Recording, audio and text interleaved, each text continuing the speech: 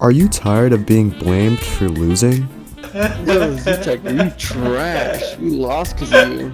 Are you tired of losing to the same dude who called you bad? You're so trash, Z-Tech. You still so trash. If so, get ready to take some notes because today we're talking about 3 tips that'll make you better instantaneously. Tip number 1. Gameplay settings. The first setting you should consider changing is your field of view. Your field of view alters how much of the game you can see on your screen. It can be the difference between you seeing nobody but Casper and you seeing Juan chilling in the corner. Field of view also affects how it looks when you move. This is what a low FOV looks like compared to a high one.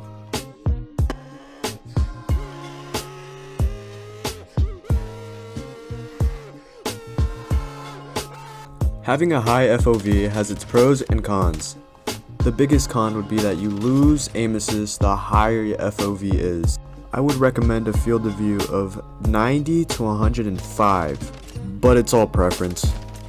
Another setting I would recommend changing would be motion blur. It only adds to realism, and it could negatively affect your gameplay due to all the blur.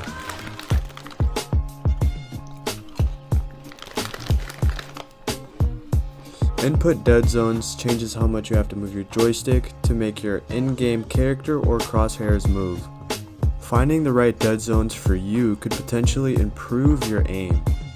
Now, stick sensitivity is an obvious one, but not everybody actually experiments. Most new players just leave their sensitivity at default or they just slightly adjust it. Trying a higher sensitivity could be uncomfortable at first, but I completely recommend. A higher sensitivity allows you to turn faster, which will lower the chances of you dying to somebody that's behind you. Tip number 2. Attachments. Attachments are obtained by leveling up your guns to specific levels. Each attachment brings its own attributes that are categorized by pros and cons. If you're customizing a weapon, make sure to focus on a single attribute that the gun lacks. For snipers, it's usually mobility, and for SMGs, it's usually range and accuracy. Attachment tuning is the new customization system that has been added to Modern Warfare 2. Tuning allows you to add more of a single attribute at the cost of another. You can actually get more out of an attribute by moving it a couple notches before max. If you want to learn more, make sure to check out this video by Matters. It pretty much sums up the whole thing. Tip number 3. Practice and experiments. Experimenting with settings and strategies is very important. Get out of your comfort zone. Try something new, like maybe claw, try jump shotting, drop shotting. It'll feel a little uncomfortable at first, but you'll get used to it. The only way you'll get better is by trying new things that work best for you.